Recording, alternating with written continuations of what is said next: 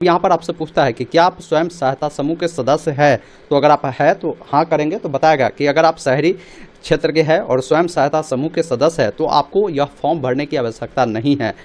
यहाँ पर आपको बताया गया कि जो पहले से सदस्य है उनको अगर मान लीजिए आवेदन करना तो फॉर्म तो नहीं भरना है, लेकिन आप अपने क्षेत्र स्तरीय जो संगठन है, जो ग्रुप है, वहाँ का जो एएलओ है या सीआरपी है, उससे आपको संपर्क करना है और उनके द्वारा ही स्वयं सहायता समूह का एक बैठक बुलाया जाएगा। उस समूह में जितने भी महिलाएं जुड़ी होगी उन सबका आवेदन एक साथ वो लोग ले लेंगे और आवेदन वो जमा कर आगे फॉरवर्डिंग कर देंगे। लेकिन जो महिला शहर के है वो जीविका का सदस्य नहीं है तो वैसे स्थिति में आपको यहाँ पर नहीं वाले विकल्प पर क्लिक करना है और बताना है कि मुझे व्यवसाय करने हेतु मुख्यमंत्री महिला रोजगार योजना से लाभान्वित किया जाए एवं प्राथमिक निवेश जो निधि के रूप में जो हमें 10,000 रुपये राशि दी जाएगी, मैं यह घोषणा करती हूँ कि वो पैसा मैं अपने जो बचत खाता है उसमें ले रही हूँ और वो खाता मेरा आधार से लिंक है और खाता चालू भी है और मैं यह भी जो है स्वीकृत करती हूँ कि मेरे द्वारा योजना से प्राप्त राशि का जो उपयोग है जीविकोपार्जन गतिविधियों में किया जाएगा। इस योजना का लाभ प्राप्त करने हेतु अपने आधार से संबंधित सूचनाओं का उपयोग करने की सहमति देती हूँ।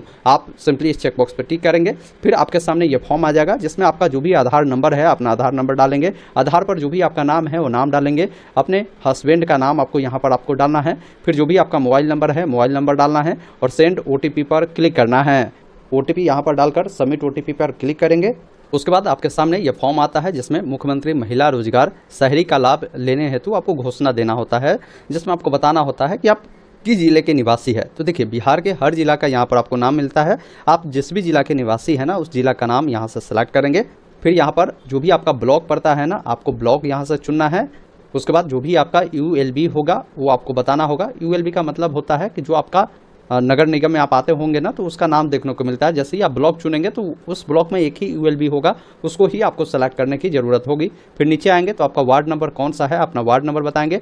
एज आपका क्या हो रहा है वो आपको बताना है, किस कैटेगरी से आप बिलोंग करते हैं वो कैटेगरी आपको चयन करना है। अगर आपका हाउस नंबर है तो बताएंगे, आपका जो भी स्ट्रीट हो यानी मोहल्ला हो उसका नाम बता सकते हैं। जो भी आपका मोहल्ला का नाम है यहाँ पर लिखेंगे। लैंडमार्क बताएंगे, मतलब जो आपके आसपास में कोई ऐसा जगह हो जहाँ मान लीजिए वहाँ से आप जाने जाते हैं, जैसे हो सकता है आपके अगल बगल में कोई मंदिर हो, कोई मस्जिद हो, कोई तालाब हो, तो आप बता सकते हैं लैंडमार्क के रूप में। फिर यहाँ पर आपको घोषणा करना होता है कि आपकी आयु 18 वर्ष से लेकर 60 वर्ष से कम है, तो ऐसे में आपको यहाँ पर हाँ करना है। फिर बताना है कि आप स्वयं अथवा अपने पति आयकरदाता के श्रेणी में नहीं आते हैं, आपको हाँ करना है। आप स्वयं अथवा आपके पति सरकारी सेवा में नहीं हैं, वो चीज़ आपको बताना है। आप स्वयं सहायता समूह की बैठक में समय देने के लिए तैयार है, आपको हाँ करना है। फिर बताना है कि आपके परिवार में कोई अन्य जो वयस्क महिला है जो स्वयं सहायता समूह के सदस्य नहीं है, आपको हाँ करना है।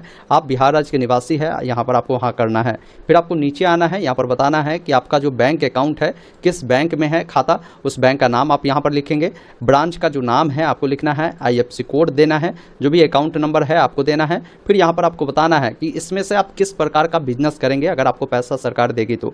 जैसे हो सकता है आप फल जूस या डेयरी का दुकान खोलेंगे, सब्जी या फल का दुकान खोलेंगे, किराना दुकान खोलेंगे, खिलौना का दुकान खोलेंगे या ऑटो मोबाइल रिपेयरिंग का दुकान खोलेंगे, मोबाइल रिपेयरिंग का खोलेंगे, जहाँ पर कॉपी किताब बिकता है वैसा स्टेशनरी का दुकान खोलेंगे, ब्यूटी पार्लर खोलेंगे, कपड़ा या फुटवेयर या सिलाई दुकान खोलेंगे या बिजली उपकरण का दुकान खोलेंगे। तो यहाँ पर देखिए अलग अलग कई प्रकार का ऑप्शन है। अगर इसमें से आप जो व्यवसाय का नाम दिया गया वो नहीं करना चाहते, कुछ अलग करना चाहते हैं तो अन्य को आप सेलेक्ट कर आप उस व्यवसाय के बारे में जानकारी भी दे सकते हैं। उसके बाद यहाँ से आपको इसको क्या करना है, सबमिट वाले विकल्प पर क्लिक कर आप सबमिट करेंगे, ये जानकारी सबमिट होगा। उसके बाद आपको यहाँ पर डॉक्यूमेंट अपलोड करना है। डॉक्यूमेंट में क्या क्या देना है वो समझ लीजिए, जिसमें बोला गया है कि सबसे पहले आपको अपना यहाँ पर सिग्नेचर देना है। अगर आप पढ़े लिखे तो सिग्नेचर करते होंगे, नहीं तो अंगूठा का अगर निशान करते तो अंगूठा का निशान सादे पेज पर, या सिग्नेचर भी करते तो सादे पेज पर आप करेंगे। 200 KB से नीचे आप रखेंगे, उसको यहाँ पर अपलोड करेंगे। आधार कार्ड जो भी है आपका उसको यहाँ पर अपलोड करेंगे।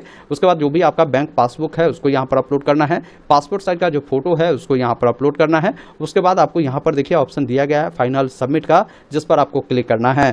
लेकिन फाइनल सबमिट करने से पहले ये ध्यान रखिएगा कि फाइनल सबमिट कर देने के बाद आप कोई भी डाटा में जो बदलाव है आप नहीं कर सकते हैं, ये विशेष तौर पर आपको ध्यान रखना है। अब देखिए काफ़ी सारे लोगों में देखता हूँ कि जैसे फोटो है या उनका सिग्नेचर है ये 200 KB से ज़्यादा हो जाता है, तो इसको कम कैसे करना है। इसके लिए आप गूगल में आप लिखेंगे इमेज डिक्रीज साइज, डिक्रीज का मतलब होता है कि आप साइज को जो है कमाना चाहते हैं। वही अगर मान लीजिए साइज आपको बढ़ाना है तो इमेज इंक्रीज साइज लिख सकते हैं। तो मान लीजिए आपका जो फोटो है या सिग्नेचर है 1 MB का हो गया, उसको कम करना है तो आपको इमेज डिक्रीज साइज लिखेंगे, या वेबसाइट आएगा, इसको ओपन करेंगे, यहाँ पर जो भी आपका फोटो हो, सिग्नेचर हो, जिसको कम करना है उसको अपलोड करेंगे।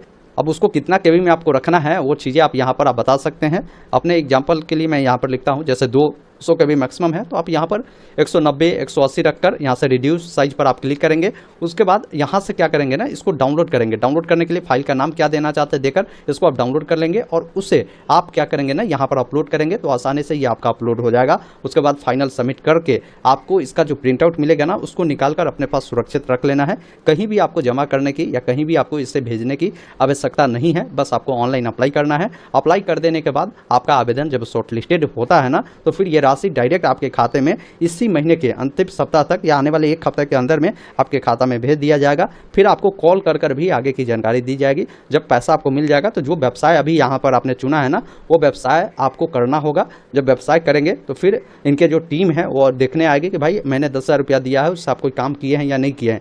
काम अगर आपने किया है तो फिर विभाग क्या करेगी कि देखेगी कि आप उस काम को अच्छा कर रहे हैं, तो विभाग फिर आपको 2 लाख रुपये और दिवाएगी कि भाई ये व्यक्ति को 2 लाख रुपये और दिया जाए, ये अपने कारोबार को और भी आगे बढ़ा सकती है और ज़्यादा से ज़्यादा लोगों को रोजगार भी दे सकती है। तो ये प्रक्रिया है जिस माध्यम से आप जाइए ऑनलाइन अप्लाई कर लीजिए। मैंने सारी प्रोसेस आपको बता दिया है।